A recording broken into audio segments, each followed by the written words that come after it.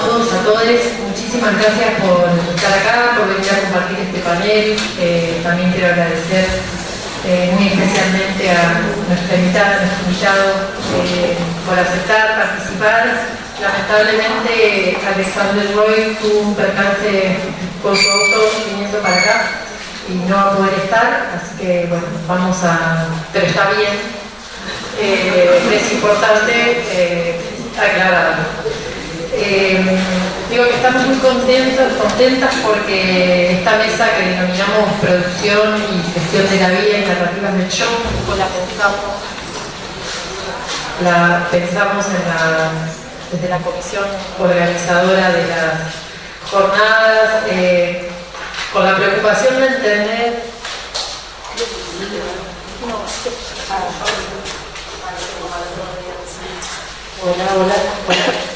Gracias. Con la preocupación de comprender los crecientes, heterogéneos y múltiples procesos de precarización de la vida, sus implicancias en las tramas de sociabilidad en términos de fragmentación social, como contracara también de formas cada vez más expandidas y también múltiples de expropiación que genera y genera el capital.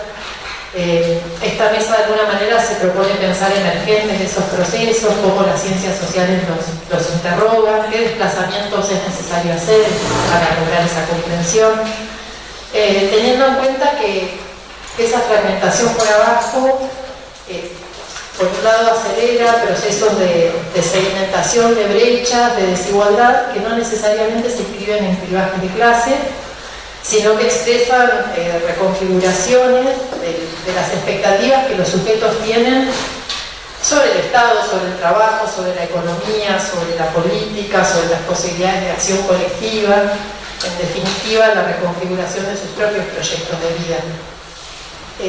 Son adaptaciones y resistencias que los sujetos motorizan en sus estrategias para producir, sostener y gestionar la vida dentro y fuera de los hogares, en los entramados de organización colectiva ligados a procesos de despolitización y de repolitización de lo social y en moralidades, sensibilidades y narrativas que modelan esas experiencias sociales recientes. En este sentido, creo que la presencia de Nicolás Viotti y de Virginia Manzano sin duda nos van a permitir sumergirnos en algunas dimensiones de esos procesos para aportar a la reflexión colectiva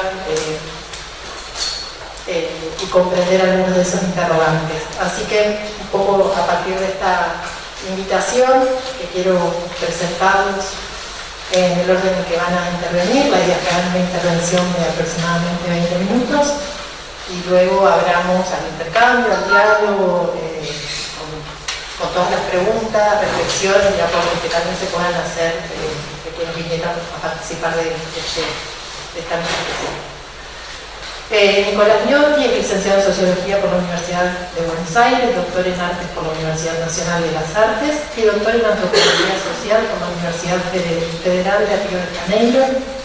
Es docente de la Universidad Nacional de San Martín, investigador adjunto del CONICET, y sus áreas de interés son la sociología y antropología de las formas de conocimiento y la creencia, con particular foco en la religión y en las formas de racionalidad en sociedades modernas. Desarrolla investigación entre grupos religiosos espirituales en contextos urbanos populares y en sectores medios. Y Virginia Manzano, licenciada en Ciencias Antropológicas también por la Universidad de Buenos Aires, doctora de la Universidad de Buenos Aires en el área de Antropología, es profesora del Departamento de Ciencias Antropológicas de la Facultad de Filosofía y Letras de la UBA, investigadora independiente del CONICET, en el Instituto de Ciencias Antropológicas de la UBA, instituto que alberga su inicio desde el 2022. Y sus investigaciones se han centrado en dinámicas de la política popular en áreas urbanas, en dimensiones como el trabajo, la tierra y la vivienda, y además a partir de su trabajo de investigación integra una red de hábitat en el partido de Quilmes. Así que les agradecemos mucho la presencia y abrimos ya a las intervenciones.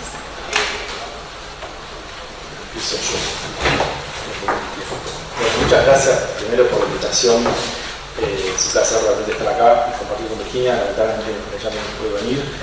Mi idea es hacer una pequeña intervención en base a cuestiones que yo vengo pensando desde hace algún tiempo y que tiene que ver con lo que vengo investigando hace algunos años. Que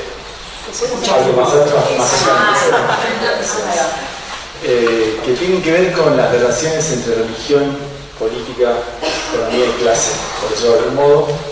Y ante todo, me gustaría como señalar una cuestión casi epistemológica, que es que en general, o buena parte de la historia de los estudios sobre la religión, o de la sociología y la antropología de la religión, han tenido una tendencia a estar muy centrados en una especie de zona de nicho, digamos, donde la gente que estudia religión trabaja religión, ¿no? Y suele a veces no cruzar esos puentes con otras problemáticas de las ciencias sociales en general.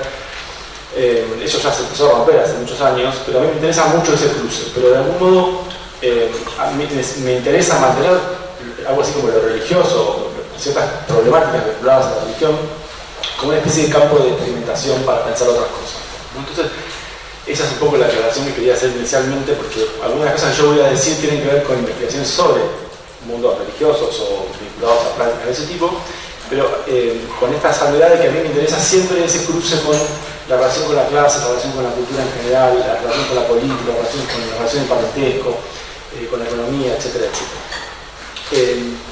Yo le puse algo así como, primero, también yo me preguntaba qué puedo decir al lado de Virginia Alexandri, que trabaja en el sector popular, en política, economía.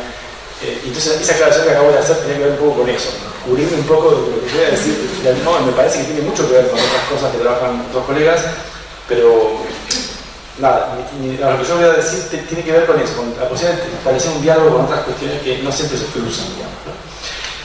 Yo le puse algo así como modos de subjetivación, producción de la persona y rejerarquización social en la Argentina. Y quería leer dos pequeños fragmentos de dos personas que yo entrevisté en dos investigaciones distintas. Hago un contexto muy mínimo sobre estas dos investigaciones. Yo desde hace muchos años trabajo sobre el proceso de transformación o de conversión a prácticas espirituales en sectores medios, sobre todo urbanos de Buenos Aires, y hace más o menos como 10 años empecé a hacer trabajo de investigación sobre conversión al evangelismo pentecostal en el norte de Argentina, en Salta, en el departamento de Iruya y Nazareno, hacia el norte de la provincia de Salta. Entonces, si bien son dos áreas de investigación distintas, los problemas que atraviesan esos dos trabajos de campo no son exactamente los mismos, pero tienen que ver con la forma de subjetivación, la forma de vincularse con la relación con el cuerpo, las formas de construcción de autonomía personal, o sea, tiene que ver con la idea de autonomía como problemática, digamos, y los procesos de transformación social de los últimos años asociados a la religión. Entonces, el primero de los casos tiene que ver con una mujer que se llama Palmira, que es una evangélica del departamento de Iruya, en Salta. Palmira es una evangélica que reivindica la autonomía femenina para ser líder de una congregación comunal contra el machismo, desconfía de la política de la interrupción voluntaria del embarazo. Es una mujer que desde la década del 80 ha vivido un proceso de individualización por vía del pentecostalismo y su política de ser emprendedora de ella misma a partir de un vínculo personal con Dios. Pero también por medio de la política de acceso al mundo bancario y financiero popular, por medio de la bancarización de los últimos 20 años,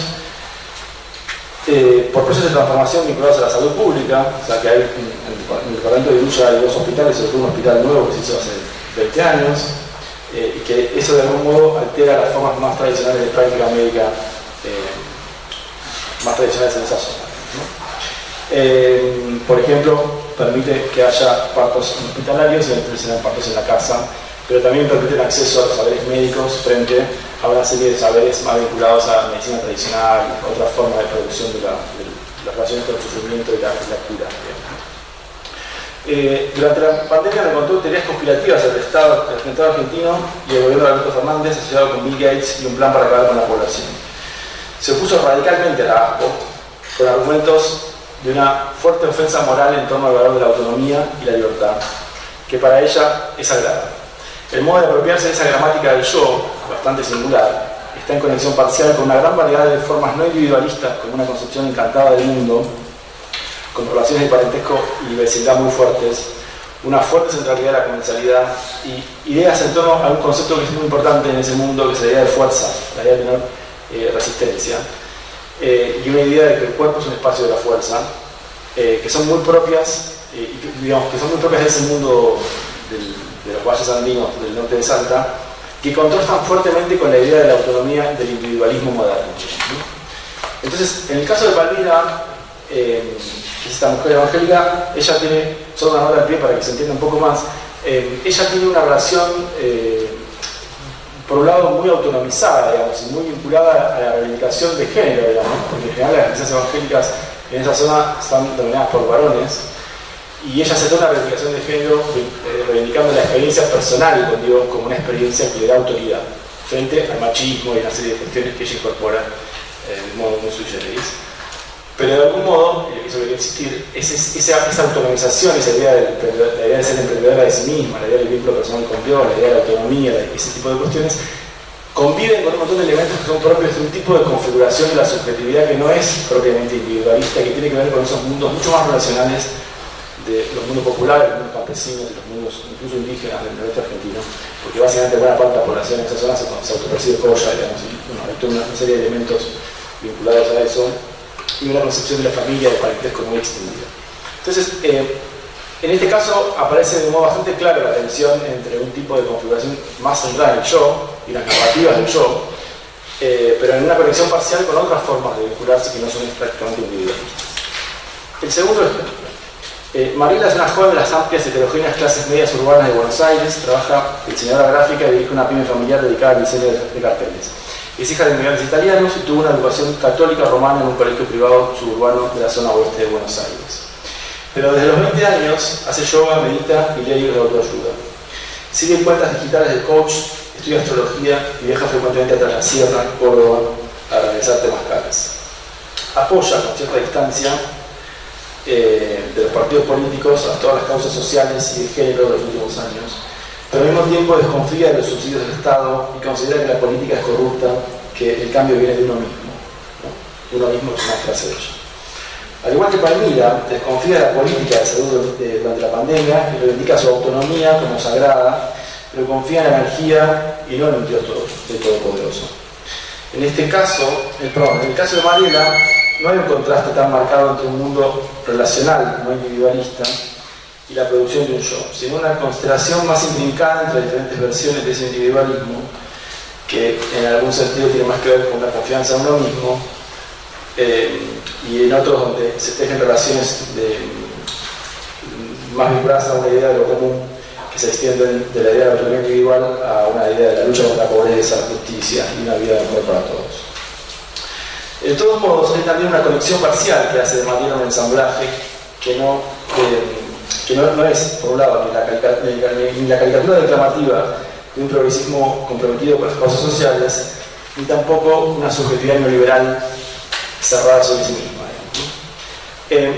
El caso de esta chica Mariela me parece interesante justamente por eso, porque no hay una tensión entre una especie de individualismo vinculado a la transformación religiosa, como podría ser el pentecostalismo, pero sí hay una fuerte concepción vinculada a la idea de la interioridad, a la idea de la búsqueda de uno mismo, a la idea de la libertad personal, a la idea de la autonomía, asociada con estas prácticas más de tipo New Age. Pero por supuesto acá no está en juego una tensión con una concepción más relacional, sino que acá hay como dos versiones, digamos, del individualismo. Un individualismo más, si quieren, solidario y un individualismo más centrado en uno mismo. Palmira y Mariela, creo, no son excepciones, son la norma. Y lo que me gustaría suponer acá es que las ciencias sociales necesitan captar esa zona de clivaje porque allí está en juego la eficacia social de las nuevas formas de subjetivación asociadas con las llamadas culturas terapéuticas o las nuevas narrativas del yo. Es un poco el título de nuestro encuentro. Y no las acusaciones normativas sobre el avance del neoliberalismo como un bloque sistémico.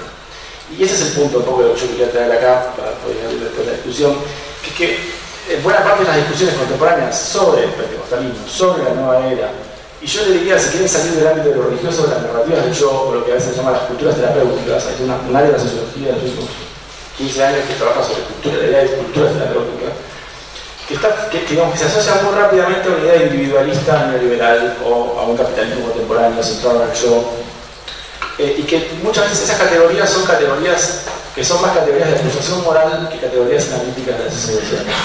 Entonces un poco la propuesta era de pensar eso, o sea, pensar cómo estas formas de individuación tienen que ser objeto de investigación y que en realidad no sea un punto de llegada, sino básicamente, que no sea un punto de partida, sino un punto de llegada, digamos, ¿no?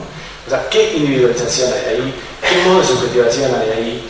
¿Qué idea de autonomía hay ahí? Y cómo eso se escriba o se mezcla con otras cosas, y no básicamente la acusación más convencional, que es ver ahí simplemente neoliberalismo.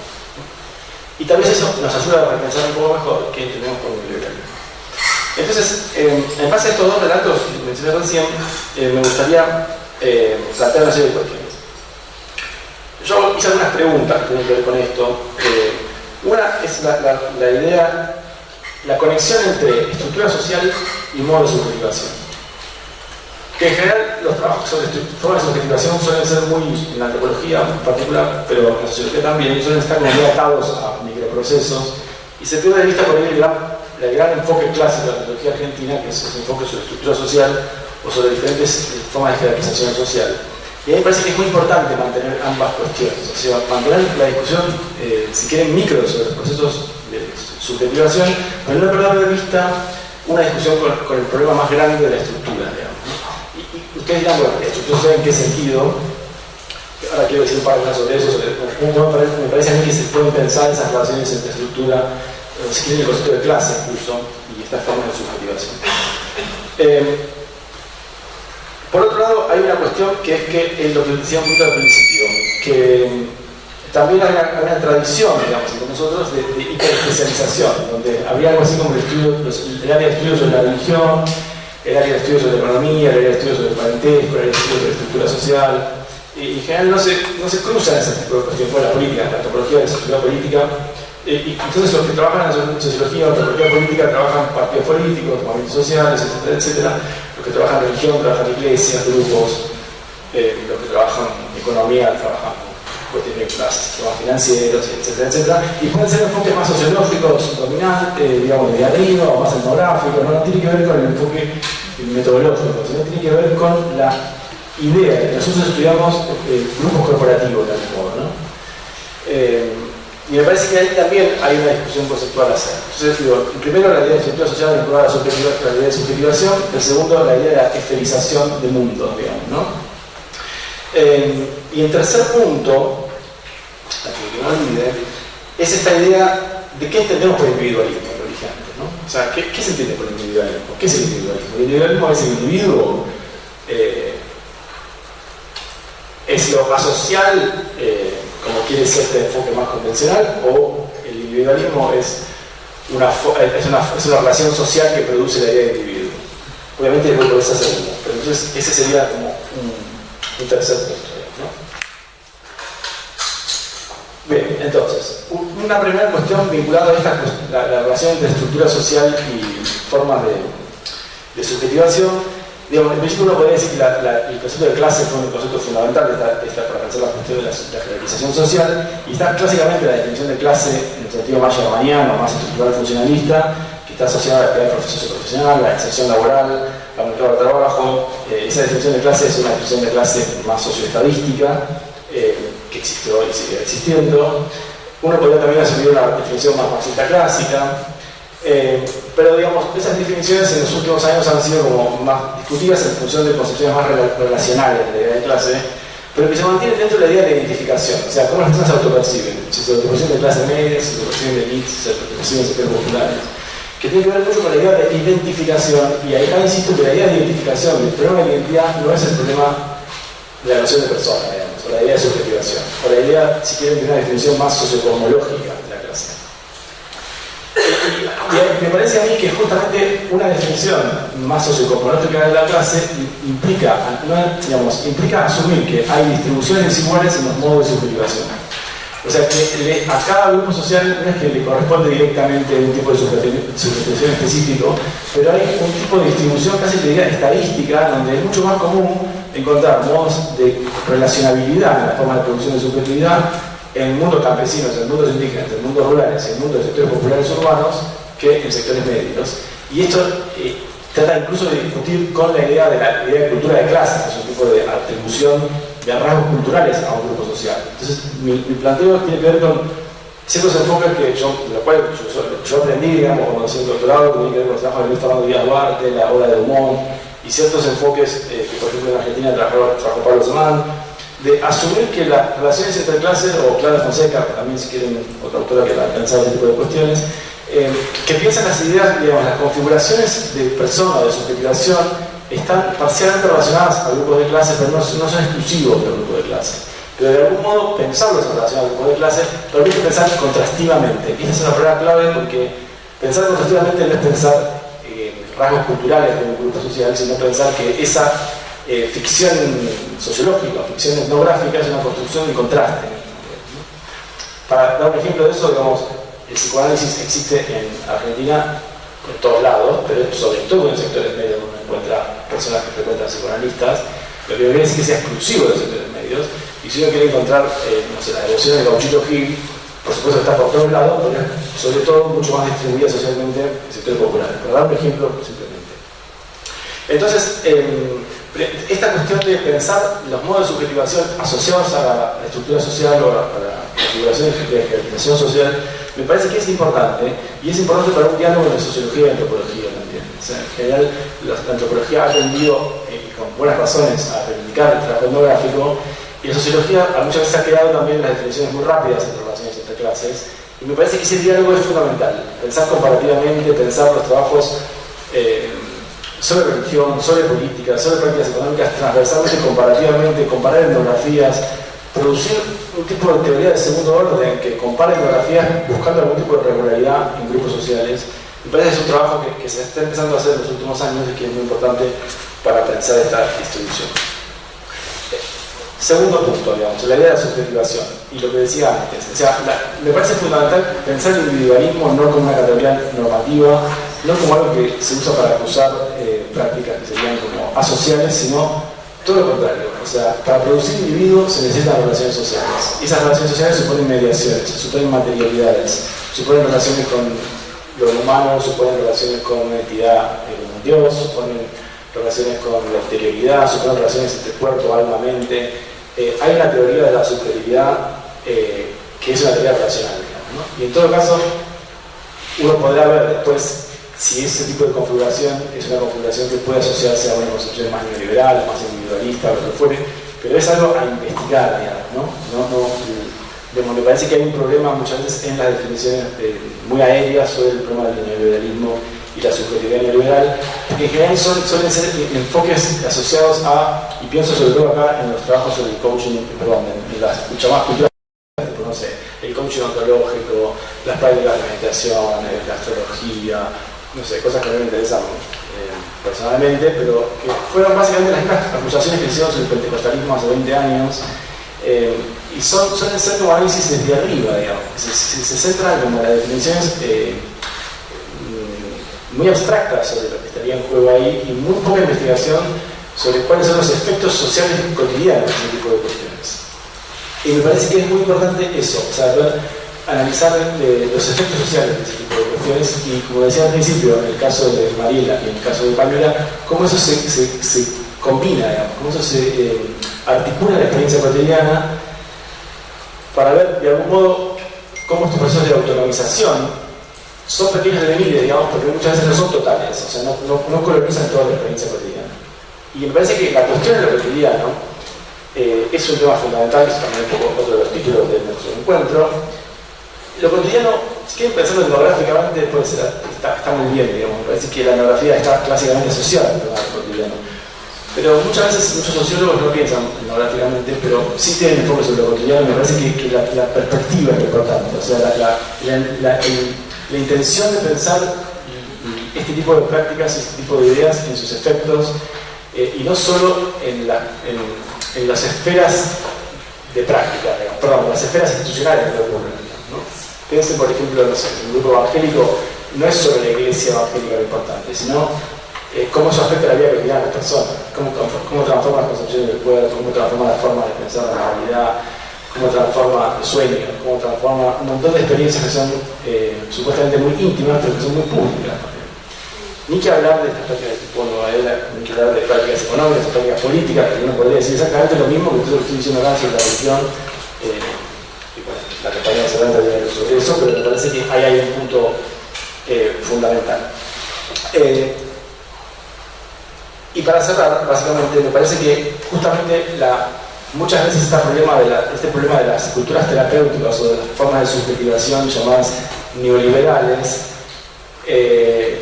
tiene un efecto político negativo. Digamos. Cuando uno asume que eso es una totalidad cerrada y no la piensa como un punto de partida para investigar desde lo cotidiano, desde el punto de vista etnográfico, de las prácticas, de sus efectos, lo que hace es producir un efecto, digamos, bloquea la posibilidad de pensar en términos científicos, en términos empíricos. Y bloquea también en términos políticos, digamos, porque si uno piensa en el liberalismo como un todo que ya tenemos encima, y no lo puede pensar como pequeños devenires, hay un problema que es epistemológico y hay un problema que es político. Entonces me parece que el último comentario tiene que ver con eso, o sea, con este llamado a repensar nuestras categorías sociológicas, antropológicas, para repensar estas narrativas del yo, estas formas de autorganización contemporáneas, etcétera, etcétera. Si quieren, para repensar el neoliberalismo, hay una dimensión que es epistémica, hay una dimensión que es analítica, pero hay también una dimensión política. Así que, bueno, dejo por acá y por ahí lo podemos charlar. Gracias.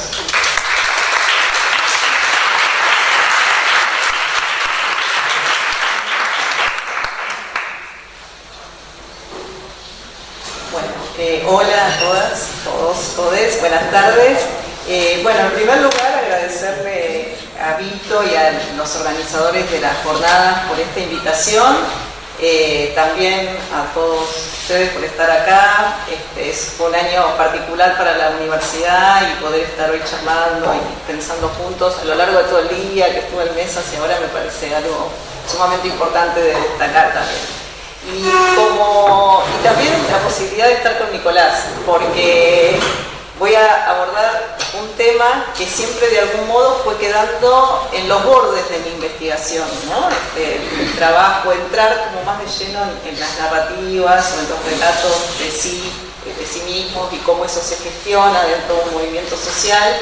Y siempre pensaba, bueno, este tema seguramente lo tengo que referenciar o hablar con Nicolás, y estaba un poco insegura también en cómo preparar esto, cómo traerlo hoy, por cómo estaba el enfoque de la mesa, que me parece sumamente importante, y no lo quería evadir, sino justamente centrarme en esos relatos y en esas narrativas del yo. Voy a leer algunas partes de la exposición, en principio para no irme tanto de tiempo, y porque voy a trabajar sobre algunos relatos y su riqueza, como para compartir y abrir el debate en la charla posterior. Entonces, yo voy a comenzar esta exposición con un relato. Se trata de un relato que en mí, una mujer de 40 años en el año 2002, desplegó cuando nos presentaron en un barrio que es el barrio Latinoamérica, en el distrito de La Matanza, y en la casa de Violeta particularmente. Violeta era una de las cientos de referentes barriales de la entonces Federación de Tierra, Vivienda y Hábitat de La Matanza. En la casa de Violeta, diariamente, aproximadamente 70 personas se distribuían en distintos turnos y proyectos como contraprestación de programas sociales, ¿no? Programas que eran significados por los movimientos, eso es algo ya bastante trabajado, como una conquista y como producto de la lucha.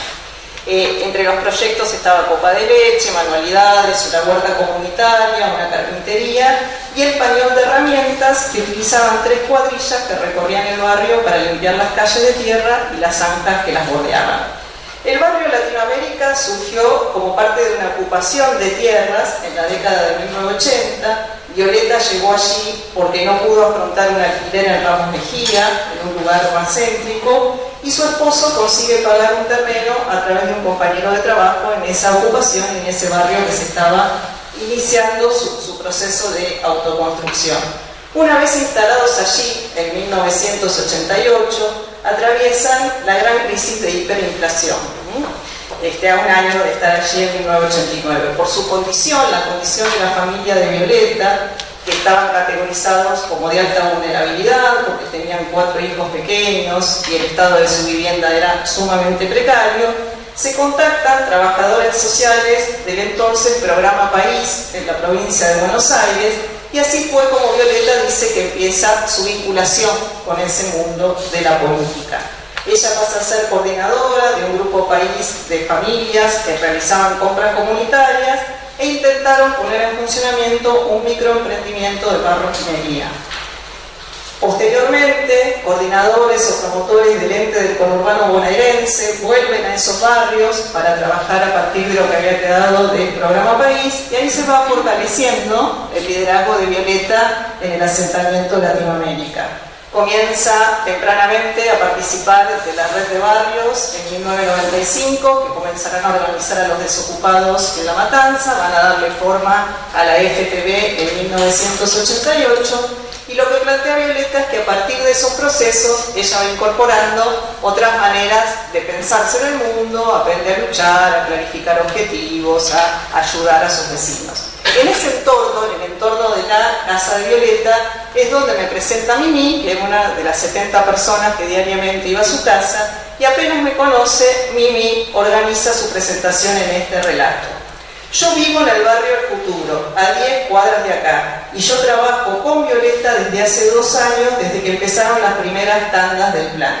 Cuando recién estaban saliendo los planes, los chalequitos amarillos que le decíamos, que costaba salir. Bueno, yo tengo una situación económica muy mala, me falleció una nena, tengo 5 más. Tengo una hija que es sordomuda con 2 chiquitos. Ella estaba en una clínica neuropsiquiátrica internada, yo tenía a mi cargo mi nieto. Estaba muy mal. Tenía a uno de mis nenes internados y fue ahí que conocí a Violeta porque necesitaba remedios. Y ella es una mujer muy dada, muy solidaria. Conversé con ella, le expliqué mi problema, que estaba separada, el problema de mi hija, el tratamiento. Ella estaba internada. Hacía poco que había fallecido una nena mía de 6 años. Anímicamente, mentalmente estaba muy mal, económicamente peor. Ella me dice, mirá, yo tengo los planes de trabajar, 5 o 6 personas trabajando, voy a tratar de meter más gente. También me comentó de la mercadería y cosas así.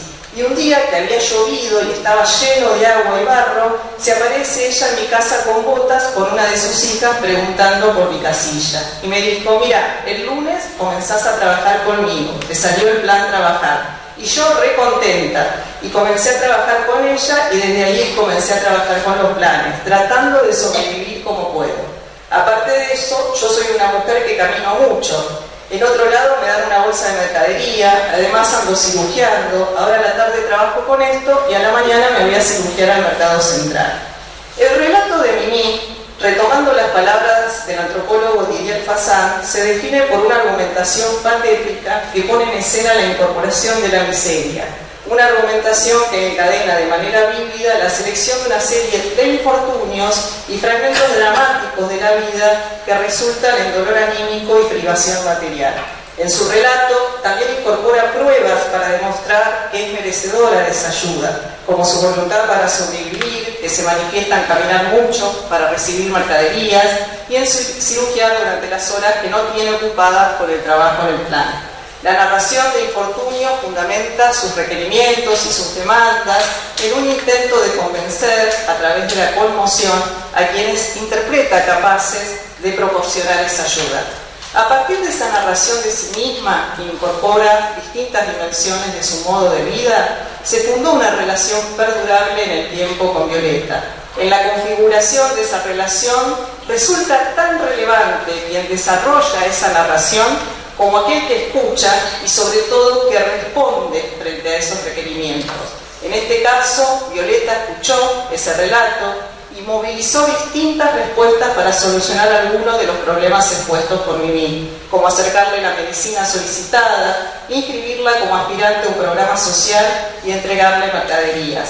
En ese acto, Violeta también sometió a prueba su concepción sobre lo que debería ser o lo que debe ser un referente barrial. La función nuestra, solía decir Violeta, es cumplir con la gente, tratar de atenderla, de ver los problemas que traen y de ver cómo los solucionamos.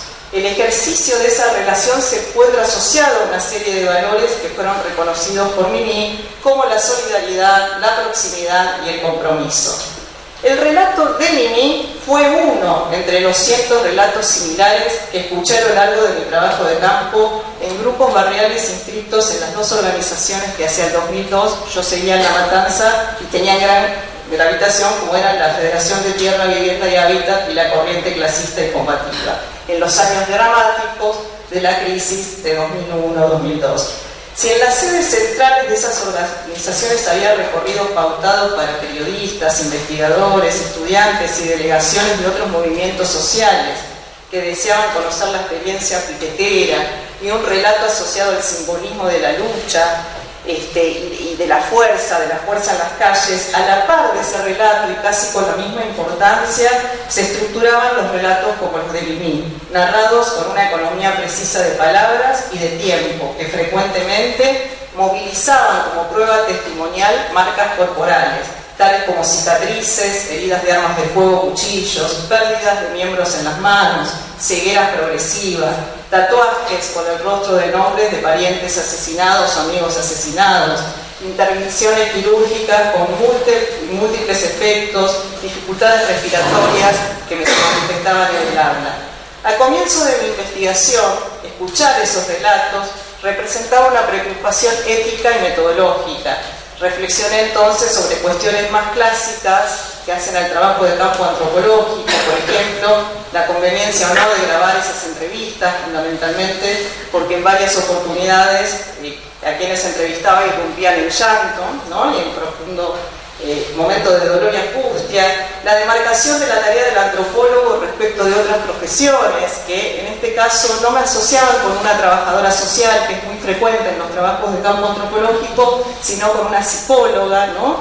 Incluso pasando estos momentos de angustia en las entrevistas, se iban pasando como la bolilla de que vengan a hablar conmigo, ¿no? En ese momento había como toda una apuesta antropológica de registrar a los movimientos sociales a través de la opción a partir de la observación participante fundamentalmente, para que no estén sobre representadas las voces de los dirigentes, pero la entrevista en este caso era muy importante porque era algo que se esperaba de mí, porque me estaban asociando justamente a esa posibilidad de la escucha, ¿no? Incluso decían, anda, porque salís más livianita, me saqué un montón de peso de encima. Y por otra parte, había toda una situación de qué estatus tenían los datos que yo estaba construyendo bajo esas relaciones intersubjetivas. Pero entre ir y venir, entre el trabajo de campo y los diálogos con distintos analistas sociales, alimentaban la convicción de que me estaba enfrentando a un problema cuyos contornos y densidades eran sumamente complejos y que podía abordarse desde diferentes enfoques. De un lado estaba la vía de exploración posible en las discusiones acerca de desigualdad y sufrimiento social. Un campo, como recién planteaba un poco Nicolás, todas estas articulaciones posibles, era un campo que fundamentalmente estaba en manos de médicos que después fueron haciendo sus doctorados en antropología, en psicología, ¿no? Entonces un campo que articulaba intereses de la antropología cultural, la sociología, la medicina crítica, la psicología y la filosofía, que renovaba acentos en las relaciones entre estructura y agencia, la relación entre lo cotidiano y lo ordinario, la relación entre Estado y comunidad, las lógicas estructurales y sistémicas que generan procesos de desigualdad y la fenomenología de la experiencia. Lo cotidiano en esos estudios aparecía como un lugar de reparación de vínculos dañados, era el lugar de despliegue de las biografías y las narrativas. También este tipo de narrativas y los tópicos de infortunio, fundamentalmente, sobre todo cuando se expresan a través de cartas, pasaron a ser ejes de análisis en otro tipo de estudios, como los de la burocracia y la provisión de asistencia social, sobre todo bajo gobiernos neoliberales, ¿no? Trayendo la tensión entre la proximidad y la personalización y la distancia técnica, algo que trabaja posteriormente Luisina Perelmiter, que había trabajado Jorge Pantaleón, Emilia Schiffman, tomar las cartas y cómo se van contando a sí mismos en función de la asistencia social. Y por otro lado estaban las indagaciones de Didier Fassin, que apuntaban a cómo trabajar estos relatos pensando en formas de gobierno, en la biolegitimidad, cuando el cuerpo sufrido goza de una suerte de reconocimiento social que se hace valer cuando otras fuentes se encuentran agotadas.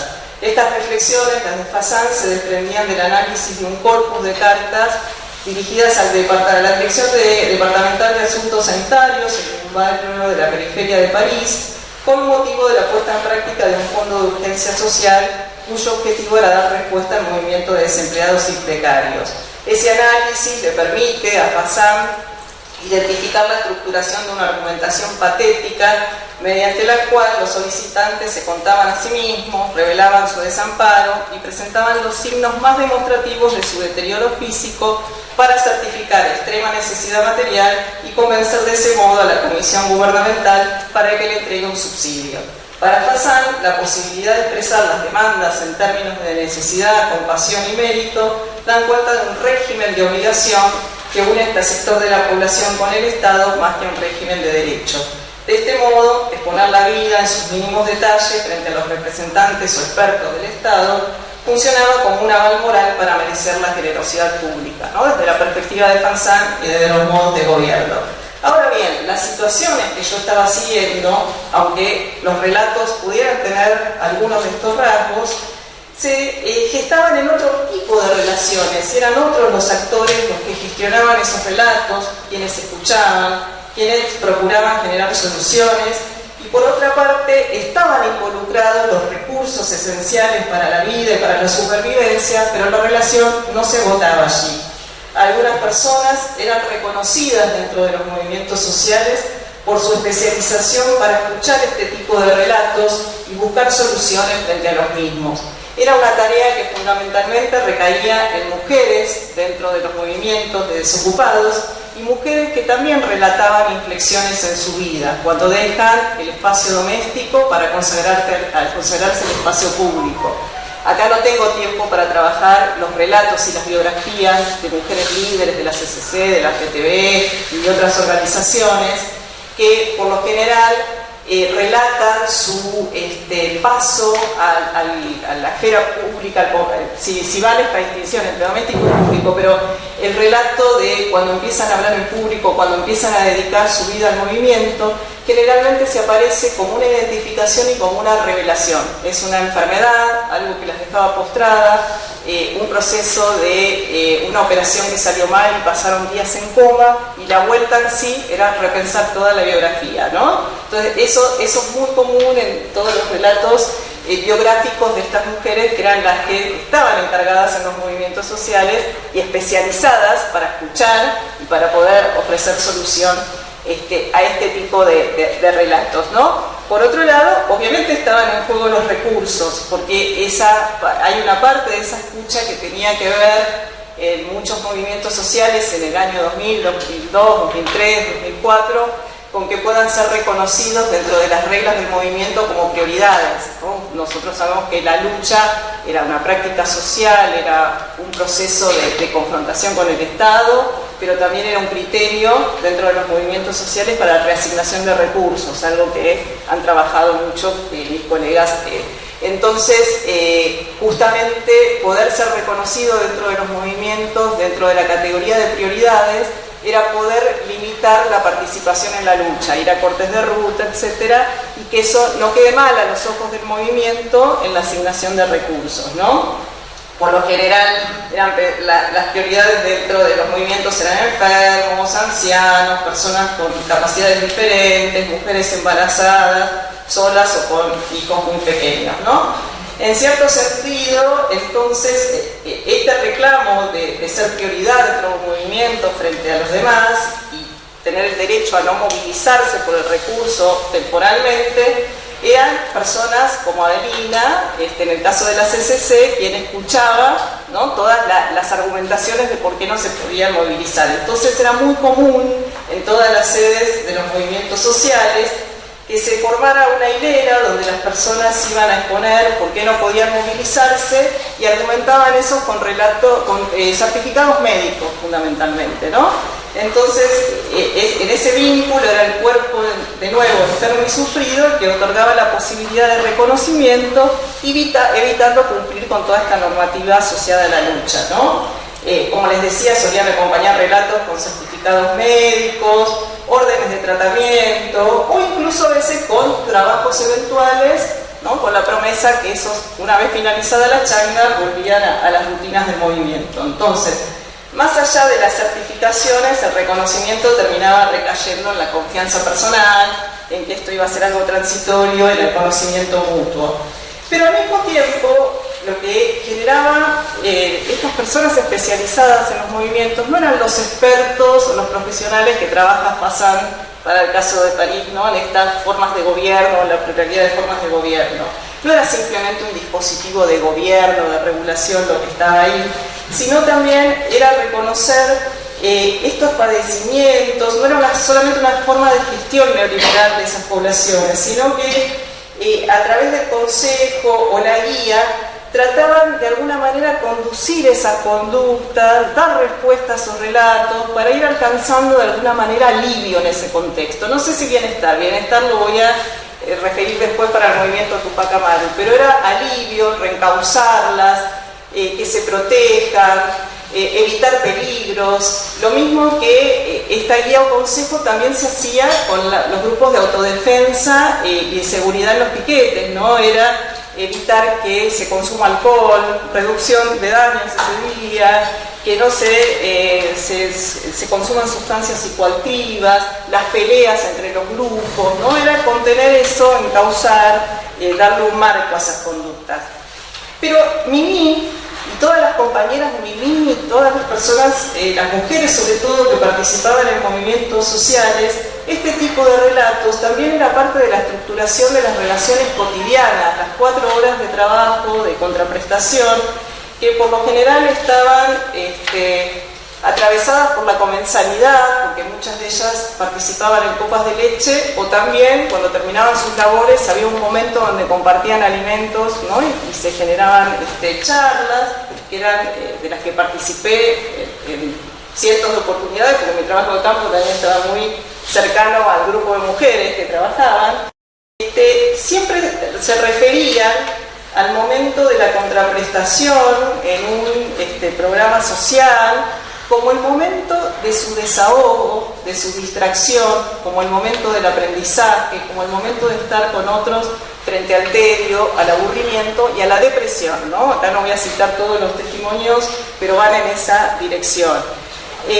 Mientras realizaban las tareas y compartían alimentos, conversaban sobre distintos temas. Los más frecuentes eran problemas de salud, acceso a servicios médicos, la manera de acceder a los servicios médicos, la calidad de esos servicios de acuerdo a los hospitales o a los centros de salud, la crianza de los hijos, los conflictos con hijos jóvenes referidos al uso de drogas, alcohol y robos, los vínculos entre parejas, las tensiones entre parientes y la violencia hacia sus cuerpos. Algunas exponían sus problemas, otras escuchaban y se animaban a relatar sus experiencias para dar a conocer cómo habían enfrentado problemas similares. Allí se iba anudando fuertes compromisos afectivos entre ellas y al mismo tiempo con categorías precisas de la población, ¿no? Por lo general niños, la idea de que salir de la depresión era poder preparar una copa de leche, dárselo a un niño y sobre todo amplificar eso en algunos momentos rituales, como Día del Niño y Navidad, como todos los grupos que todavía hoy subsisten están preparando ahora. Papá Noel y sus bolsitas, ¿no? Como la idea del compromiso con sectores específicos de la población. Al mismo tiempo, la idea de estar acompañados a través de no quedar solos en cumpleaños, en nacimientos, en internaciones, en hospitalizaciones o en velorios, ¿no? Cómo el movimiento los ayudaba en esos momentos vitales. De manera complementaria, otras actividades eran más formalizadas para dar respuesta a todos estos temas, ¿no? Requerían de mucho esfuerzo para sostenerse y por lo general estaban profesionalizadas. Estamos hablando del 2002-2003, quizás la corriente clasista y combativa era la organización que más estructurada tenía la asistencia a través de psicólogos sociales, de médicos, de los frentes universitarios que de alguna manera recogían estos relatos, recogían parte de la densidad que se producía en estos grupos diariamente y los volcaban en proyectos de alfabetización, proyectos de cuidado, proyectos contra la violencia doméstica, como se llamaba todavía en ese momento, con el tiempo lo que yo observé es que muchas de las mujeres que siguen su vida vinculada al movimiento fueron tratando de certificar esos saberes a través de tomar esos mismos cursos de psicólogas sociales o son animadoras de la iglesia, y sobre todo cuando se expande la matrícula. No sé cómo voy de tiempo, porque quiero cerrar por la... ¿Fue? Sí, tenemos tiempo, tenemos un Bueno, rato para que... les quería contar que todos estos registros fueron respuestas ante el sufrimiento, el sacrificio, el desgaste.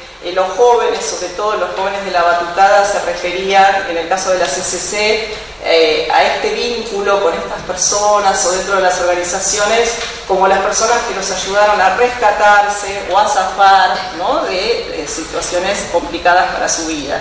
En un contexto altamente dramático, en las periferias urbanas, por los niveles de desocupación, pobreza, escasez, etc. Muchos años después, y lejos de Buenos Aires, en San Salvador de Jujuy, en el barrio construido por la Tupac Amaru, estábamos en la parte alta del templo de Talasasaya, junto con la coordinadora del terciario de la Tupac Amaru en Jujuy. El templo de Talasasaya era el centro político y ceremonial del barrio, construido por la Tupac Amaru en Alto Comedero, a 20 kilómetros del centro histórico de San Salvador. Y había un cartel, como aparecían todas las canchas de básquet o de rugby, que decía: "Si al deporte, no a la droga". Yo le pregunté a Karina si esto tenía que ver con rescatar, con zafar, como me planteaban los chicos en La Matanza en el 2002, ¿no? Si esos vínculos tenían que ver con rescatarlos de las adicciones, de los padecimientos. Y me dice Karina, muy segura en ese momento: no, tiene que ver con el bienestar. Ahí aparece la noción de bienestar, que no aparecía en el 2002 cuando yo estaba registrando todos estos procesos. No tengo tiempo acá para reconstruir las particularidades del movimiento Tupac Amaru en su tiempo y el espacio, pero en un documental que se llama El Gran Rompecabezas, Organización Tupac Amaru, se inicia con una estrofa al ritmo de instrumentos musicales andinos que dice: "Cuando llegué a la Tupac, mi vida toda ha cambiado, así como la mía cambió la de varios hermanos". Los integrantes de la Tupac Amaru, cuando estaba el movimiento en su plenitud, se percibían ser parte de una organización que había cambiado Jujuy en múltiples sentidos, desde la transformación urbana mediante la construcción de complejos habitacionales hasta el acceso al trabajo, la vivienda, la atención médica, la salud, la recreación y el deporte. No obstante, estas estrofas enfocaban otras dimensiones asociadas al cambio, más ligadas a proyectos de reconstitución de personas y de la creación singular de un sujeto político. Entonces, era común escuchar numerosas personas afirmar que la Tupac Amaru había representado una oportunidad en sus vidas para cambiar, recuperarse, rescatarse e integrarse. Esas 4 categorías son nativas, y por lo común esas experiencias se describían en términos de aprendizaje y enseñanza. Llamaban la atención sobre prácticas pedagógicas orientadas a reconstruir personas y formas de subjetividad política. El aprendizaje refería al entrenamiento en nuevos oficios, la culminación de la escolarización formal, la adquisición de habilidades organizativas, así como a comportamientos marcadamente morales, por ejemplo, modo de ser con los demás, de reclamar ante quienes ejercían el poder o de disponer del cuerpo menos desigual, ¿no? En todos los relatos contaban: Milagro Sara nos hacía escenificar en el escenario cómo mirar a los ojos a los demás. O sea, no podíamos bajar la mirada. Cuando nosotros hablamos tenemos que mirar a los ojos, ¿no? Entonces, y eso lo representaban corporalmente.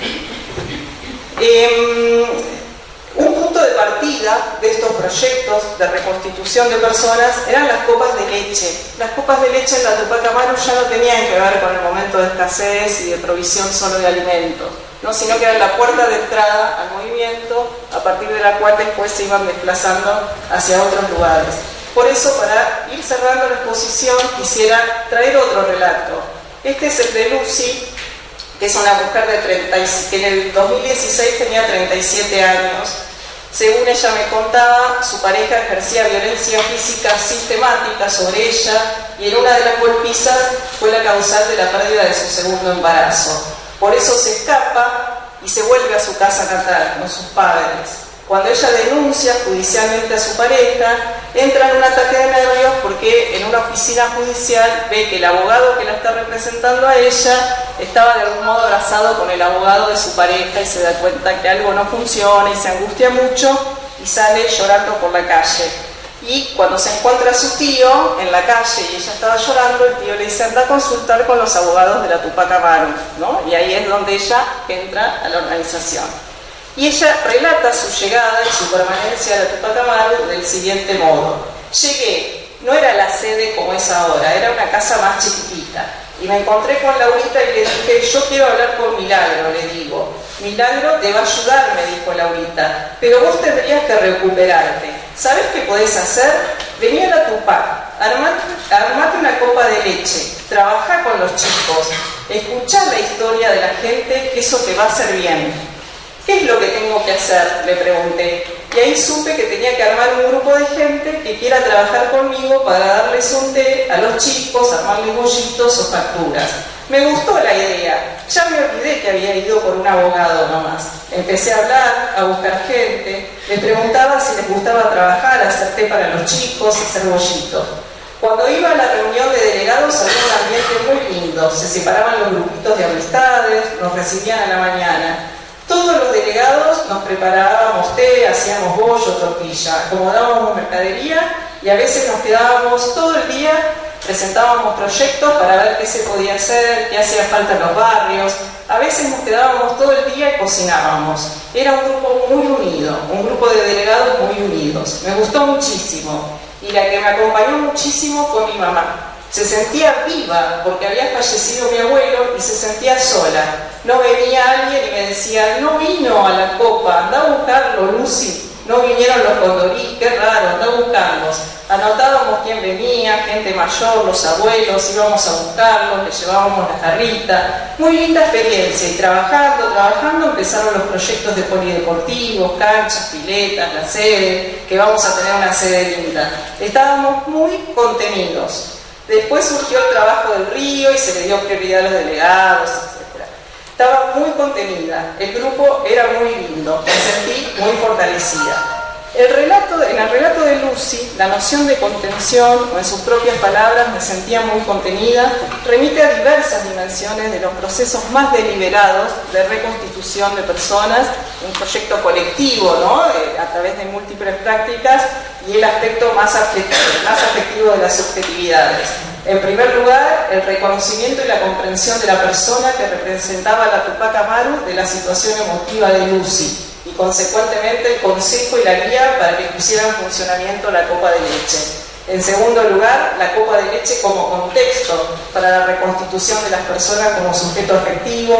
Su emotividad no solo fue interpretada por otros, sino que ella misma se reconstituye cuando comienza a interpretar la emotividad de los demás, a través de la escucha, el cuidado y la solidaridad.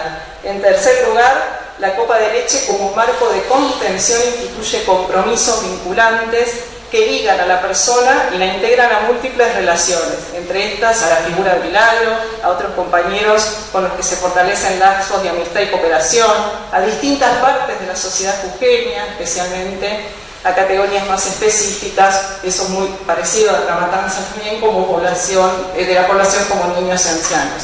En cuarto lugar, ese marco de contención les permite formular proyectos políticos en los que se van afirmando como colectivo. En un trabajo donde Jean Lazar, una antropóloga inglesa, estudia los sindicatos argentinos, ella habla de la contención como una tecnología colectiva del yo. Para Lazar, la contención implica, de un lado, prácticas terapéuticas orientadas a contener por medio del consejo y la guía, y del otro, una forma de incorporación de una persona para ser miembro de una colectividad. En este enfoque ella retoma los aportes de Foucault, pero de parte de la idea de gubernamentalidad para dar cuenta de la producción de sujetos y de las tecnologías colectivas del yo. Hay otros aspectos de la constitución del personal en la Tupac Amaru que no tengo tiempo de referirme, otro tipo de prácticas, ¿no?, hacia niños, el deporte, las danzas, etc. Para cerrar, con el relato que comencé, es un relato de padecimientos, de privaciones, ¿no? Donde la vida de los sectores populares aparece colocada al límite de la supervivencia en un contexto donde se pide ayuda, ¿no? Donde las tasas de desempleo, pobreza, indigencia eran sumamente elevadas.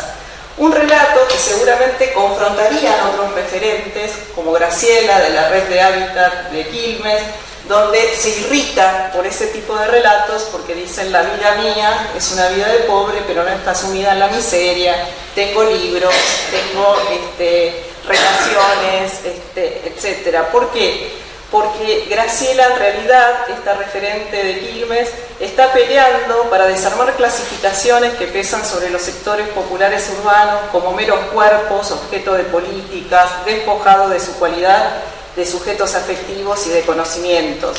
Y estas luchas que está llevando adelante Graciela es porque está colocada en otra escala de relaciones sociales, ¿no? Graciela está confrontando con miradas de otros sectores sobre lo popular, que los ubican como violentos, ¿no? En una situación de animalidad, aprovechándose del esfuerzo ajeno de la parte trabajadora de la sociedad, y en su versión más paternalista, una sentencia de ellos como ignorantes, dóciles y manipulados por los líderes, ¿no? Entonces, no son relatos que pueden ser vistos por fuera de las relaciones interpersonales y de múltiples escalas.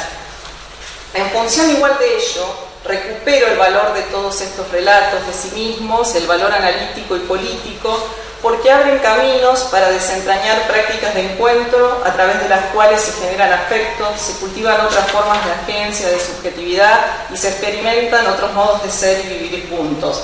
Son actos menos visibles que las protestas, pero que estructuran la vida diaria de los movimientos, las tramas de solidaridad y afectividad. Por último, algo que me interesa marcar es que si un enfoque posible para estos relatos y todas estas experiencias era atender a la experiencia material y fenomenológica de la desigualdad o a poder dar cuenta de las relaciones con el Estado, en el estudio de los movimientos sociales dar cuenta de esta emotividad, de todo el trabajo, de todas las prácticas, de todos estos gestos éticos que están cotidianamente puestos en juego para reconstituir personas y sujetos, nos permite fundamentalmente discutir con las visiones instrumentales, con las visiones estratégicas de los movimientos sociales, con las que los reducen a simples intercambios de recursos. Nos conectan con la parte más, con las apuestas centradas en la dignidad humana, en la recuperación, en el bienestar, en evitar los peligros. Gestos éticos, gestos de constitución de yo, que hoy más que nunca me interesa revalorizarlos como una experiencia de los movimientos sociales. Básicamente porque de las visiones instrumentales de las cuales partimos en nuestras discusiones, hoy son hasta visiones delictivas y jurídicas las que están poniendo los gobiernos sobre la actividad de los movimientos sociales, ¿no? Despojarlos de todo este trabajo es solamente presentarlos como asociaciones ilícitas, como desvío de fondos, ¿no? Y toda esta labor que desplegaron a lo largo de 20 años me parece importante recuperarla también en este contexto político, no solo como una discusión dentro del campo de los movimientos sociales, sino también en este contexto de Argentina, ¿no? Eso por un lado. No estoy con esto planteando la propuesta que ahora tiene la Iglesia de presentar a los movimientos como la última barrera, ¿no? Frente al narcotráfico, frente a otros peligros en los barrios, porque eso es parte de una disputa política, sino en todo caso quiero mostrar esta dimensión frente a la idea que son simples mediadores de recursos y de recursos que desvían, ¿no? Y por otro lado, buscar en todos estos gestos éticos no la idea de una última frontera, sino de qué forma se van a volver a entrelazar los aspectos de vida común y la constitución de sujetos en este nuevo escenario, que por ahora es un desafío para todos. Bueno, les agradezco la escucha y gracias.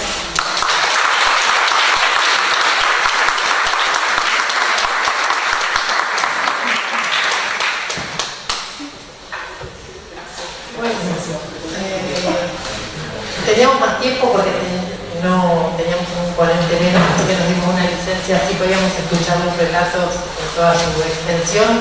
La idea es que podamos compartir un espacio de intercambio, de comentario, de reflexión. Podemos abrir si alguien quiere comentar algo, hacer alguna pregunta.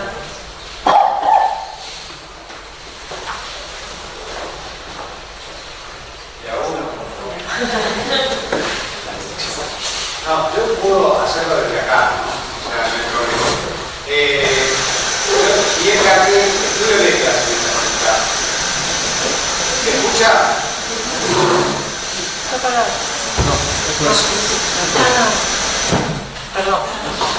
No, que estudio letras en esta facultad y me interesó el título del encuentro de la narrativa. No conozco el nombre de la profe, de la disertante, pero me encantó todo lo que dijo porque aparte tiene que ver con todo un proceso personal de militancia en los espacios de organizaciones, de hecho, especialmente en la FTV, después de mi libertad, pero conozco porque aparte fui docente en varios espacios donde las mujeres de los barrios se educaban y aparte construían, porque han construido siempre, que es la organización popular. Por ahí lo que decías, las diferencias que tienen que ver en las distintas organizaciones, en qué preocupaciones, pero bueno, tiene que ver con la realidad que también que vive cada barrio, ¿no? Se construye eso. Y me hiciste pensar en algo que me preocupa y me ocupa también en debatirlo, que es cómo la mirada del Estado muchas veces y la mirada de algunas organizaciones respecto de no poner el esfuerzo en la construcción de esa subjetividad que hablaba por ahí el otro profe. Subjetividad en el sentido de empoderar, ¿no? De adquirir fuerza suficiente para que no tengan que estar dependiendo, a veces digo yo, de la limosna del Estado, o que alguien en un espacio o una organización tenga la buena voluntad de acercar algo, sino que pueda construirse fuerza. Y porque lo he visto, digo, he trabajado en el Estado también y lo he visto desde los dos lugares, de la parte de la organización y de la parte del Estado, que hay como un paternalismo y como un no reconocimiento a la capacidad de esa organización y en esa construcción intersubjetiva por parte de los espacios, y reivindico absolutamente que la mayoría de los relatos que ustedes traen, de las narrativas, sean de mujeres, porque la realidad, por lo menos que yo he podido ver desde el 2003 acá en La Plata, es que mayoritariamente los espacios y las organizaciones están compuestas por mujeres y son las que activan muchas veces la posibilidad de existencia misma de la comunidad mexicana. Si les parece, recogemos, sí, más comentarios mientras van pensando algunos. Yo quería sumar alguna pregunta. Hola. Está perdido, tenés que acercarlo. ¿Para? Wow. ¿Cómo están? Bueno, me interesó esta mesa porque yo trabajo desde la mirada de la fenomenología de la salud. Justamente es el punto de gestión de la vida cotidiana del padecimiento a través de proyectos de profundidad con narrativas. Entonces ahí un poco si podrían comentar alguna experiencia de su recorrido metodológico, de que potencie ese enfoque y al mismo tiempo la limitación de disociarse mucho o cuánto del nivel macro, ¿no? De donde se ubican esas narrativas.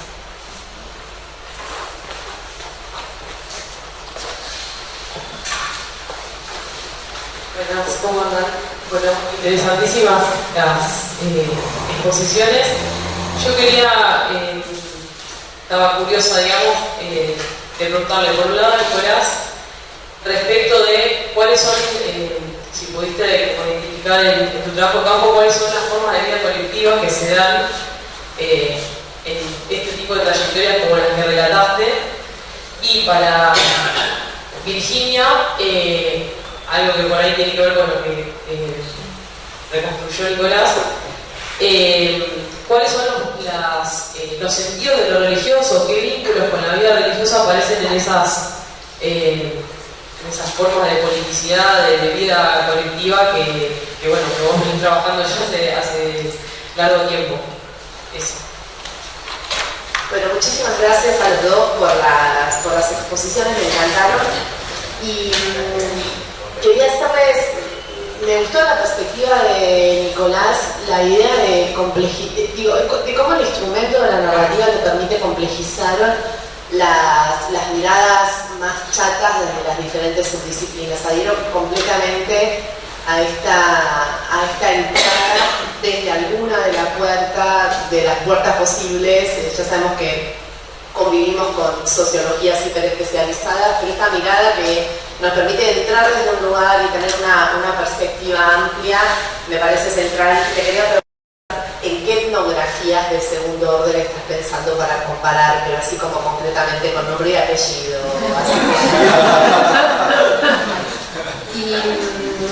Y para Virginia, me encantó, además me resonaba todo el tiempo algunos de los puntos que yo veo en mi campo permanentemente. En principio, esta relación entre el cuidado, lo colectivo y la escucha. Eso que vos ves en los movimientos sociales, yo lo veo en los espacios religiosos, son además tareas que están impresionantemente generizadas y que tienen que ver algo, yo me pregunto si acá no hay una categoría nueva del cuidado que tiene que ver con una suerte de cuidado emocional, cuidado espiritual, que es una tarea que realizan básicamente las mujeres y que es una tarea colectiva y que se extiende hacia esta definición de colectivos nuevos, familia ampliada, colectivos de distintos lugares. Hay una pregunta que tengo como mucho miedo de hacerte, que es, bueno, ¿en qué quedó todo eso? Sabemos que a Milagro la tenemos acá cerca, pero bueno, ese bienestar, ¿en qué se convirtió ese bienestar que que fue bienestar en algún momento y después que quedó? Y lo que me impresionó en las dos exposiciones es la centralidad del cuerpo, que me parece que es un tema sobre la que volvemos una y otra vez. El cuerpo que es un cuerpo sufriente, que es un cuerpo marcado, que es un cuerpo que lleva en sí mismo las historias de la vida de esas personas, y que hay que mirar para poder entender también las narrativas. Primero expresar que me encantaron las dos exposiciones y que me quedé impresionada por las analogías, ¿no?, entre la religión y el movimiento social, cosa que me pregunta ya. En cuanto a Nicolás, yo te quería preguntar estos modos de subjetivación que vos decís que siempre los querés relacionar con la estructura social, pero no está claro cómo con qué puente, digamos, podrían llegar a relacionarse. Te quería preguntar, ¿no?, si acaso el fenómeno del neoliberalismo podría llegar a pensarse como una conexión en relación con la religión, como una conexión, ¿no?, entre la religión y el neoliberalismo, porque me acordé de Ética Protestante y el ámbito del capitalismo, ¿no? O sea, como hay dos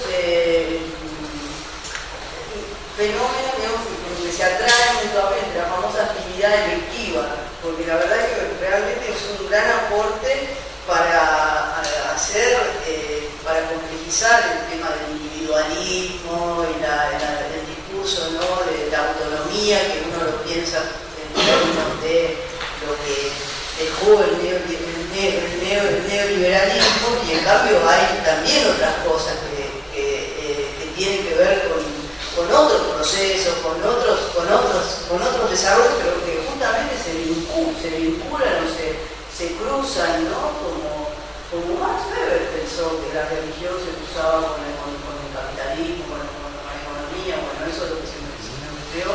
Bueno, Virginia, bueno, me gustó un montón, sobre todo cuando trataba de pensar el pasaje de lo privado, como decía así, a lo público, ¿no? Como estos momentos de revelación, y bueno, todo, me gustó mucho y no sé muy bien qué aparte de todo lo que se te ha preguntado. Bueno, en primer lugar, agradecerles las presentaciones que fueron muy interesantes, compartir esos campos tan densos y las reflexiones teóricas que vienen haciendo sobre esos campos. Mi pregunta, no sé si está muy fundada, pero surge de escucharlos en diálogo, ¿no?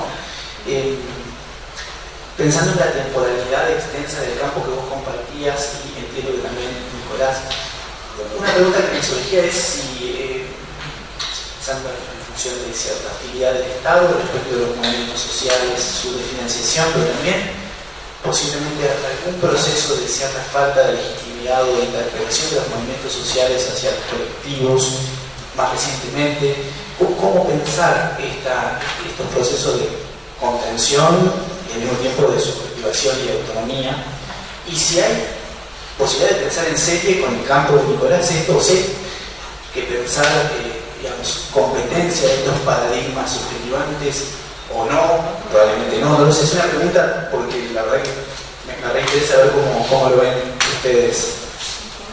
Muchas gracias. ¿Listo? Voy a agregar algo. Ok. No, ya que estamos porque tiene conexión con algunas cuestiones que se plantearon, un poco en resonancia con lo que mencionaba la compañera por ahí, pensaba justamente cómo se fue construyendo la categoría de cuidado sociocomunitario, o sea, que ahora fue jerarquizada, revalorizada por las políticas estatales, pero que no han sido tematizadas así. Cuando vos pusiste el foco en la escucha, uno piensa en otras formas del cuidado, y la escucha me parecía que hacía sentido con esta cuestión, o sea, un poco también trazando el vínculo con lo que decía Nicolás, de la cuestión relacional, porque la narrativa tenemos a pensarlo como un universo cerrado en sí mismo, pero la escucha da cuenta que la narrativa necesita una ratificación del otro lado, y pensaba de alguna manera cuántos de esos también nos interpelan en el presente, de qué narrativas hicieron, y un poco lo que vienen trabajando puesto de Semán, Urchín, bueno, Ezequiel también lo veo por acá, ¿no? Narrativas que hallaron un lugar donde alojarse porque encontraron un lugar que fue empático respecto a ese enojo, que fue empático respecto al sufrimiento, que fue empático respecto al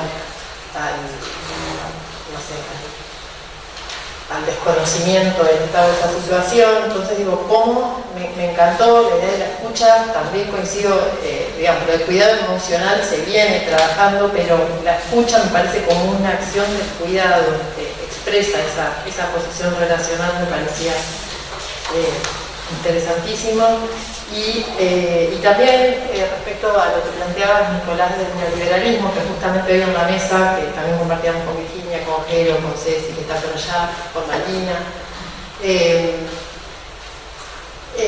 veníamos pensando, bueno, justamente la necesidad de entender el neoliberalismo como un proceso de dominación más amplio que un momento de un conjunto de políticas de gobierno, y en ese sentido la conexión con las formas de subjetivación que también son digamos, se van componiendo, modelando en diálogo con esos procesos que son de fragmentación, que son de individualización en un largo plazo, y que como vos decís, y hoy también lo hablábamos en la mesa, quizás pararnos metodológicamente en la incertidumbre, en no anticiparnos a categorizar quiénes son, cómo son, sino entender qué hay de ese proceso de larga duración expresado en esos aspectos. Me parece que bueno, un planteo, digamos, que también es un desplazamiento del punto de vista de cómo construir las preguntas de investigación, de no anticiparnos, de dar lugar, bueno, porque en parte el desconcierto que tenemos es, y eso también vamos venido trabajando, es la incomprensión de nuestras categorías más que de la realidad.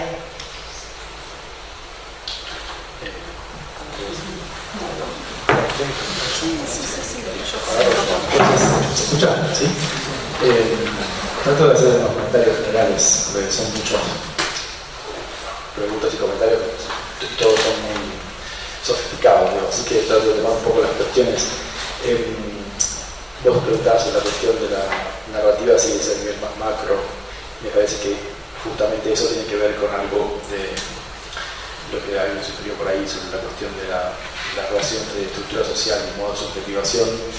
Desde un enfoque de las ciencias sociales, siempre, digamos, la separación más clásica entre lo macro y lo micro, el individuo, el dualismo individuo-sociedad es un problema. Está como mal, digamos, o sea, hay que pensarlo seriamente porque es como una especie de reificación de un momento de la teoría sociológica que empíricamente no funciona. No funciona etnográficamente, no funciona sociológicamente, o sea, porque se supone asumir que hay un todo y después una parte. Y ya ese problema es toda la parte de la sociedad del individuo, la narrativa del modo singular, el nivel macro, está todo junto todo el tiempo, y eso es un problema metodológico. Y también tomando un poco de lo que decía de la recién sobre cómo son. Estas cuestiones me parece que abren como la necesidad de repensar metodológicamente, qué categorías usamos, cómo abordamos lo que abordamos. Y bueno, ahí yo creo que esa discusión entre lo social, el individuo, que decía Verónica también, justamente la necesidad de repensar las esferas, ¿no? Lo religioso, lo político. Tampoco, digo, eso no implica tampoco decir todo es lo mismo, todo es un flujo donde no hay nada, ¿no? Al revés, me parece que repensar esas categorías heredadas nos debería obligar a reconfigurarlas de otro modo, digamos, ¿no? Y ahí me parece que ahí tiene que ver también con la pregunta de Verónica de cualquier etnografía, eso me parece interesante. Yo creo que en el estudio de religión no pasa tanto eso. Perdón, que sea chupamedia, pero hay un artículo de Ceci Torraudi y la compañera que hace una especie de panorama de estudios de política, ¿no? Perdón, vos sabés en la rutina. Disculpame. Bueno, yo creo que ese artículo debería ser un modelo para todas las ciencias sociales, porque es como que rastrean todo lo que se escribió sobre política en contextos populares y me parece que es como un ejemplo, digamos, no sé, va por ahí, me parece, como de leer, dejar de estudiar los evangélicos, dejar de estudiar los católicos, no estudiar no sé qué, y pensar a lo grande, digamos, como más transversalmente, no porque eso esté mal, digamos, está perfecto que cada uno estudie lo que quiera, pero como que es un momento donde las ciencias sociales, la sociología, la antropología, están en la Argentina ya pasó un momento como donde, bueno, hagamos etnografía, vayamos al campo, todos los sociólogos y antropólogos están, hoy ya hay una especie de diálogo, perdón, hablo más allá. Me parece que es un momento donde esa comparación es importante. Y eso también tiene que ver con las agendas de las ciencias sociales en la Argentina. Yo siempre pienso un poco en Brasil y con el modelo de producción de Brasil, donde el estructuralismo antropológico fue muy importante. En la Argentina no fue muy importante el estructuralismo antropológico, entonces no hubo tanto ese énfasis comparativo. Y me parece que ahí hay algo interesante. Tampoco la exageración de hacer comparaciones volátiles, pero me parece que esa mirada más macro, partiendo del empírico, es una agenda. Y nada, en el estudio de religión me parece que está pasando un poco ahora. Y después otra cuestión que usted decía, Verónica, me parece importante, que lo de los cuerpos sufrientes, y yo creo que también el placer es un tema también. O sea, sobre todo, me parece que hay una diferencia un poco de lo que, y tomo también algo que comentaron todos, que me parece que hay una articulación interesante de lo que planteaba Virginia, lo que planteaba yo, una propuesta interesante, lo que hice yo, pero me parece que ella está viendo como de algún modo esos mundos populares que de algún modo tienen esas narrativas del yo asociadas a algo así como una especie de como relatos, como un aconsejamiento popular, o sea, desde el punto de vista del popular y desde el punto de vista de los movimientos sociales, pero que tiene una lógica muy reconexionista, ¿no? Como, y yo estoy viendo como, por lo menos lo que yo enfaticé, es como ver un poco ese momento más de, creo que Rodolfo decía algo de eso también, como de más individualización, más radical, y mi sugerencia era como, bueno, no veamos solamente eso porque eso está todo el tiempo reconectado con otras cosas. En el caso de Palmira que yo decía, bueno, esa es una mujer Coya que vive en un contexto semi-rural, en donde esos procesos de individualización que les trae el pentecostalismo y la política pública y los modelo médico y el modelo de financiarización, los procesos de modernización, entre comillas, nunca son puros. O sea, esa persona está todo el tiempo en una especie de mundo de comensalidad, de parentesco extendido, de roles muy parecidos a los que estaba definido recién en su pueblo, en su vida cotidiana. Entonces ahí me parece que hay como ver esa conexión, ver más cosas. En el caso de ese mundo más de clase media que yo contaba recién, menos, pero también no es puro ese modelo de interiorización, está como conectado con otras cosas. Entonces me parece que eso es interesante. A mí me parece interesante cada vez más eso, ver esas zonas como de zona gris donde no está el espacio puro del individuo neoliberal, que muchas veces muchos de los estudios que agarran estas cosas ven, no sé, pienso por ejemplo, no sé, hay trabajos de coaching ontológico, sobre cosas medio image, la astrología, que solamente ven esa parte, lo leen los autores que escriben sobre eso, los manuales, no ven cómo eso funciona en la vida cotidiana, cómo la gente se apropia de eso y conecta eso con su vida, con otras cosas. Y entonces ven, claro, como la narrativa puramente como formal de cómo sería la práctica de la astrología o el coaching astrológico, y no ven lo que la gente hace con eso. Bueno, me parece que ahí hay como todo un tema, ¿no?, para pensar esas cuestiones. Y también eso me parece que tiene que ver con lo que decía Marina, justamente, que hablar del individualismo. Bueno, claro, la relación entre economía, Max Weber, por supuesto, eso es súper interesante, eso me parece que es más actual que nunca. Cada vez que alguien dice, pero la religión, ¿no? Nosotros antropólogos, sociólogos, hasta hace muy poco la religión era un poco un tema medio veo, digamos, ¿no? Entonces siempre como mi argumento era, bueno, pero Marx habla de fetichismo, ¿no? Durkheim escribió la forma de comunicar, Max Weber escribió la ética del como los textos clásicos tienen que ver con esos temas, y a veces lo que uno ve ahí no es solamente lo que hoy se considera religión, ¿no?, sino una formación sociocogológica, como algún tipo de totalidad ética, que puede no estar dentro del formato de lo religioso, no ser parte de una categoría religiosa, pero puede aparecer ahí, ¿no? La cuestión del emprendedurismo, o sea, no es una religión, pero el psicoanálisis no es una religión, pero está lleno de elementos ahí para pensar qué es lo que piensa la persona, que es una teoría del tiempo, del espacio, de la causalidad, bueno, los viejos temas del problema de la tecnología.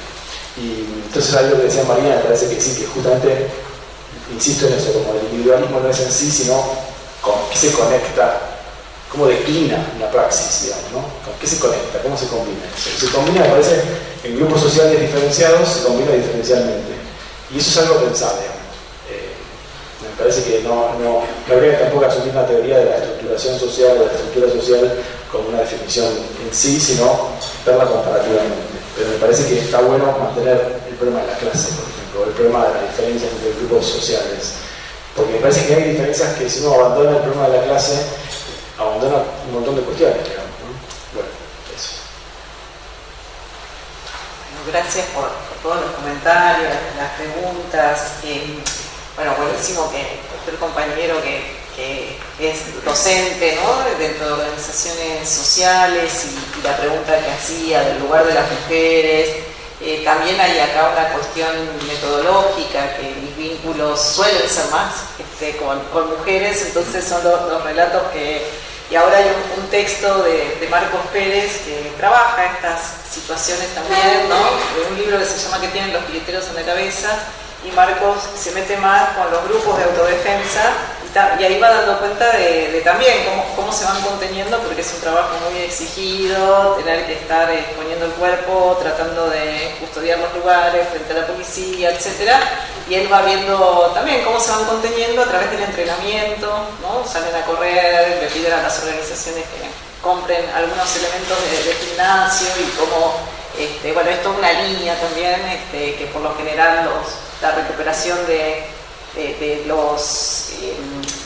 la perspectiva de los varones dentro de los movimientos la reconstruyen investigadores varones también, que eso es algo que ya nos había marcado Marcelo Rosa, un investigador brasileño, hace mucho, cómo estábamos ubicados en el campo, ¿no?, para ver hasta dónde podemos y hasta dónde no dar cuenta de algunos elementos. Sí, con jóvenes yo trabajé, eran los jóvenes de la batucada, y ellos están entrelazados con las mujeres, ¿no? Esta idea de que, bueno, nos portamos bien, volvemos, cómo se van rescatando y cómo también van generando sus afectividades, no solo entre ellos, sino con sus compañeros que ya están muertos, algo que quienes trabajan en sectores juveniles seguro que lo dieron cuenta de esto, ir al cementerio, ¿no? Estar un rato con el amigo que murió, en el caso del movimiento, tocar fuerte la batucada para recordarlo él también en el momento que marchaban, o sea, todas esas experiencias así emotivas de generación de lazos son súper importantes en esta vida diaria y en el sostenimiento. Después, algo que preguntabas sobre las narrativas, en realidad algo que por ahí es importante, vinculado a cómo están pensados los campos disciplinares que traía Nicolás, es que quienes fueron mis directores inicialmente para la tesis de doctorado eran quienes estaban en el Instituto de Antropología, en el programa de Antropología y Salud. Entonces, por ahí también mi atención sobre narrativas, sobre cómo se cuentan a sí mismos, etcétera, fue como algo importante de esa socialización con Mabel Greenberg, Susana Margulis, que eran quienes por ahí me daban las primeras indicaciones en el trabajo de campo y que preste atención, obviamente, a estos relatos, ¿no? Más allá que era desde el lugar que yo me vinculaba. Ellas trabajaban con Paulo Alves y bueno, y la idea de cómo estas narrativas pueden conectar con las economías políticas de la salud, etcétera, es todo un área de trabajo a tu pregunta de cómo vincular en distintas escalas. La cuestión religiosa, y yo les decía que esto era todos estos temas fueron siempre un borde de mi trabajo de investigación y la mesa fue una oportunidad para reunirlos y traerlos como al centro en este diálogo también con Nicolás y la cuestión de lo religioso, lo político. Hay algo por ahí importante que gran parte de estos referentes o líderes o mujeres vienen siendo formados dentro de los que yo conozco, dentro de ciertas líneas de la Iglesia Católica, ¿no? Las que fueron formados en comunidades eclesiales de base, no solo en eso, también en experiencias que recién estoy empezando a trabajar con algunos de ellos, más fuertes en la década del 80, que se llamaban las convivencias.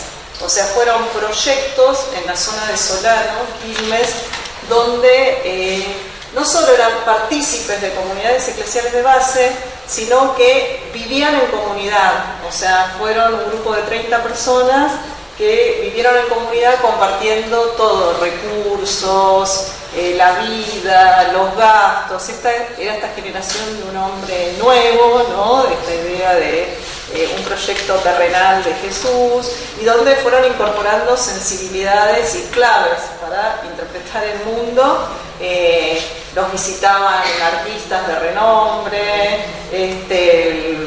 curas muy reconocidos en ese momento, pero esta experiencia de convivencia que fue más extrema, gran parte de los líderes vivieron en comunidades de algún modo donde recuperaron claves. Algunos en la década del 80 con la situación de los chicos de calle en 11 fueron a vivir con los chicos y toda esta idea de reconstituir, de escuchar, ¿no? Aparte, muchos de estos líderes vienen de la línea salesiana, entonces hay una idea del oratorio, del trabajo con jóvenes, ¿no? Donde se van ensamblando como distintos saberes, tecnologías, pero obviamente es más profunda la relación entre política y religión y es algo que me gustaría como una línea de trabajo, como darle más profundidad a partir de estos relatos, de estas biografías, y también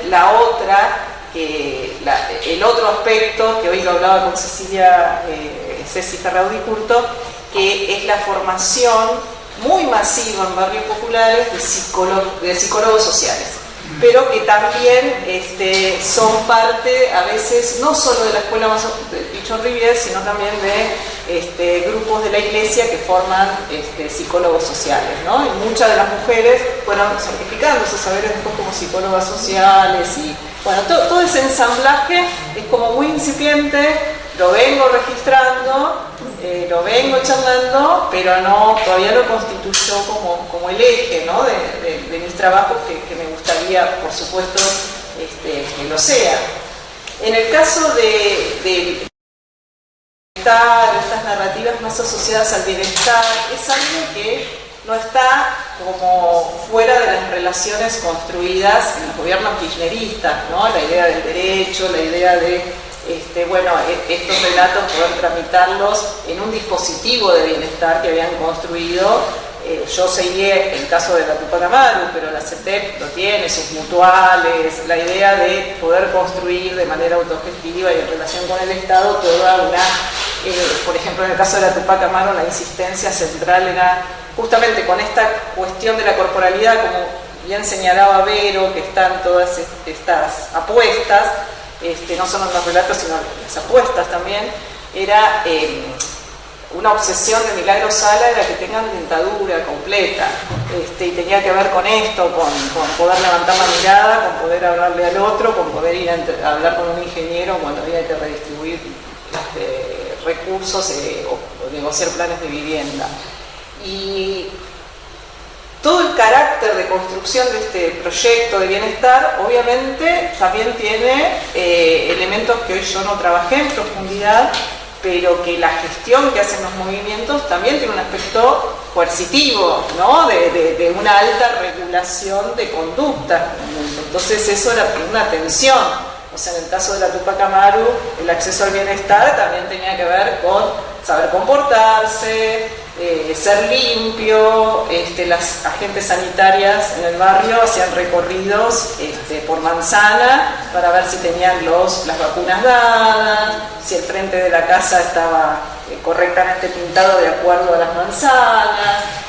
Era afirmarse como fuerza colectiva, era acceder a las viviendas, acceder a los servicios de salud, pero también ser parte de un conjunto de reglas para acceder al bienestar que eran bastante estrictas y bastante agobiantes por un momento, ¿no?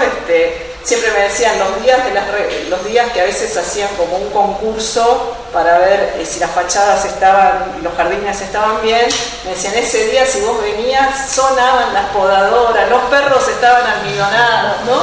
Como toda la cuestión del cuerpo, de los lugares, entonces hay todo un aspecto ahí.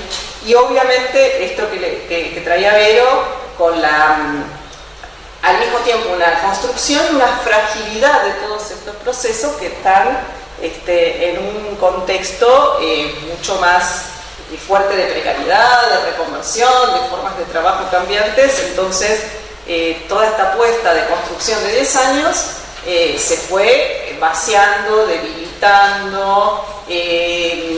Yo sigo algunas trayectorias, se fortalecieron algunos en pandemia por toda la formación en salud que tenían en la Tupac Amaru, entonces jugaron un rol importante ahí. Algunos en el área de diversidad que pudieron seguir organizando marchas del orgullo, ¿no? Que fue la Tupac en Jujuy la que trae esa celebración. Entonces, bueno, ahí estoy siguiendo trayectorias. Obviamente todo el proceso de pérdida, de desgaste, de la ruptura de la confianza que era la que permite estas escuchas o reconocerse con otro, fue como un momento muy complicado, ¿no? Que fue la segunda parte de mi trabajo de campo cuando ya detienen a Milagro Sala. Yo recorro de nuevo todos los vínculos, como habían quedado, entro por primera vez a prisión a visitar a algunas mujeres detenidas y todo lo que estaba pasando ahí adentro, ¿no? Y es un caso que no pude escribir mucho ni reflexionar demasiado, ni entrar en las contradicciones porque tuve que actuar como perito de parte de la justicia y es un caso excesivamente criminalizado, entonces lo que por ahí nosotros analizamos sociológicamente para la justicia tiene un sentido penal, ¿no? Entonces ahí es como que hay varios elementos que no profundicé. Algo que preguntaba Fito, que es central, porque con Lucas escribimos un trabajo sobre esta tensión entre, por un lado, lo que mostró la pandemia en los distintos lugares donde actuaron las organizaciones, es el fortalecimiento de todo este proceso, ¿no? de contención, de nuevo proveer alimentos, de una gran vitalidad de las organizaciones comunitarias para contener los barrios populares, ¿no?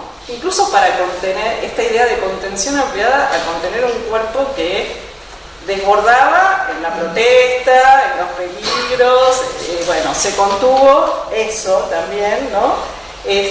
Pero justamente creo que lo dejamos planteado como pregunta, no tengo todavía una respuesta frente a eso porque, y sobre todo con el trabajo del equipo de Pablo, que fueron siguiendo los mismos diagnósticos de pandemia que por ahí hacíamos nosotros con organizaciones y que veíamos la vitalidad de la organización, cómo habían respondido, cómo habían... Desde los mismos diagnósticos de cómo se vivía en pandemia en barrios populares, fueron dando cuenta de cómo emergían o estaban también ahí estos relatos más centrados en la posibilidad de emprender, en la posibilidad de garantizar la propia vida sin la mediación de las organizaciones y del Estado. Entonces, por ahora lo que nosotros, a lo único que llegamos en la escritura es a mostrar cómo estaban las dos cosas actuando al mismo tiempo, ¿no? Entonces, bueno, cómo sucedió eso, etcétera, son cuestiones que todavía tenemos que seguir abriendo la agenda de investigación, pero como desde el mismo registro incluso de este modelo de diagnóstico o de, no me acuerdo cómo se llamaba, la unidad COVID-19 para ciencias sociales, de los registros de cómo se vivía en pandemia, bajo el mismo registro de sectores populares fuimos llegando de lugares distintos. Entonces, que estaban en simultáneo actuando en barrios populares. Entonces eso queda como una pregunta, una duda, algo a seguir abriendo a la investigación, ¿no? Y bueno, obviamente había otras formas también. En 2002, cuando yo empiezo a trabajar todo esto, no había celulares, no había grupos WhatsApp, no había nada de eso, ¿no? Entonces también todo el proceso de digitalización, cómo va transformando estos procesos, me parece otra variable interesante a pensar.